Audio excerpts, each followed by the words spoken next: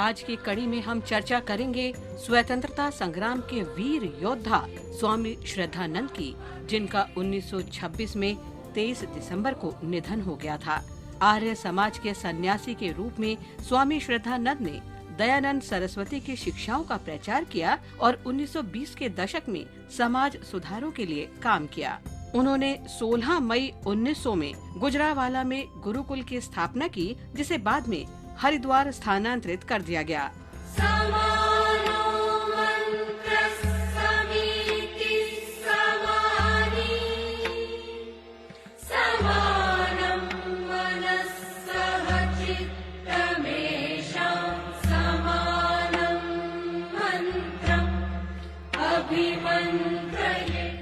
वर्ष 1919 में स्वतंत्रता के लिए राष्ट्रीय संघर्ष के दौरान वे गांधी जी के नेतृत्व में आंदोलन में उतर आए। उन्होंने रॉलेट एक्ट के खिलाफ विरोध प्रदर्शन आयोजित करने में मदद की।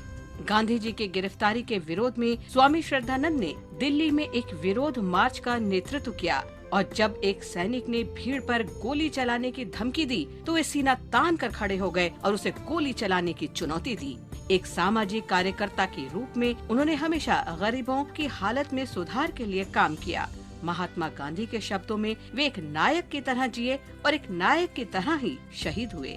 जिंदगी खपा गया अपनी और किसानों के सम्मान में चरण सिंह की के नारे गूंजे हिंदुस्तान। हम स्वतंत्रता सेनानी और भारत के 5वें प्रधानमंत्री चौधरी चरण सिंह को भी याद करते हैं, जिनका जन्म 23 दिसंबर 1902 को उत्तर प्रदेश के मेरठ में हुआ था। चरण सिंह ने स्वतंत्रता के लिए अहिंसक संघर्ष में महात्मा गांधी का अनुसरण किया। 1930 से 1947 तक ब्रिटिश सरकार के खिलाफ संघर्ष में उन्होंने कई वर्ष जेल में बिताए। आजादी के बाद चरण सिंह ने अपना जीवन किसानों के लिए समर्पित कर दिया। उन वर्गों का जिक्र कर रहा था जिनकी तरफ गवर्नमेंट को ज्यादा ध्यान देने की जरूरत। उन्होंने 2 बार उत्तर प्रदेश के मुख्यमंत्री के रूप में कार्य किया और 1979 में भारत के 5वें प्रधानमंत्री बने। आदिवासी लोग, भूमिहीन लोग, बेरोजगार लोग या जिनके पास कम रोजगार और अपने देश के 50% से अधिक किसान जिनके पास 4 बीघे जमीन से कम है, इन सब की तरफ गवर्नमेंट का विशेष ध्यान होगा। हम इस महान राष्ट्रवादी और किसानों के नेता को सलाम करते हैं। जय हिंद। स्वतंत्रता सेनानी पी कक्कन भी आज स्मरणीय हैं, जो 23 दिसंबर 1981 को हमें छोड़कर चले गए। वे कक्कन जी के नाम से प्रसिद्ध थे। उनका जन्म 18 जून 1908 को मद्रास प्रेसिडेंसी में मेलूर में तुम्बईपट्टी में हुआ था। कक्कन ने अपने युवावस्था में स्वतंत्रता आंदोलन में भाग लिया। 1939 में जब राज्य सरकार ने मंदिर प्रवेश अधिकार और क्षतिपूर्ति अधिनियम बनाया तो कक्कन ने मदुरई में समाज के निम्न वर्ग के लोगों के मंदिर में प्रवेश का नेतृत्व किया। उन्होंने भारत छोड़ो आंदोलन में भाग लिया और उन्हें अलीपुर जेल भेज दिया गया।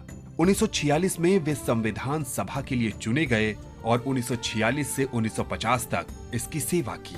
स्वतंत्रता के बाद कक्कन ने तमिलनाडु राज्य सरकार में मंत्री के रूप में काम किया। हम महान राष्ट्रवादी को सलाम करते हैं।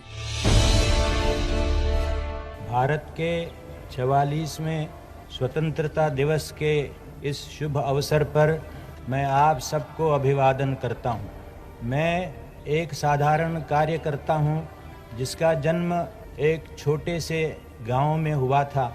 लोकतंत्र की महिमा है, आपका आशीर्वाद है और मेरा अहोभाग्य है कि मैं आज इस ऐतिहासिक लाल किले से आपको संबोधित कर रहा हूँ।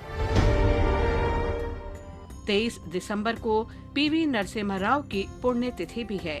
28 जून 1921 को जन्मे नरसिम्हा राव ने भारतीय स्वतंत्रता आंदोलन में सक्रिय भूमिका निभाई।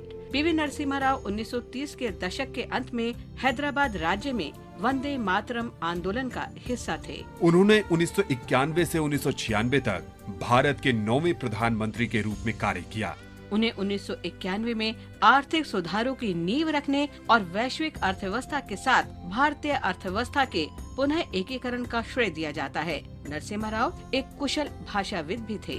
राव की मातृभाषा तेलुगु थी, लेकिन उनका 8 भारतीय भाषाओं और 8 विदेशी भाषाओं पर भी उत्कृष्ट अधिकार था।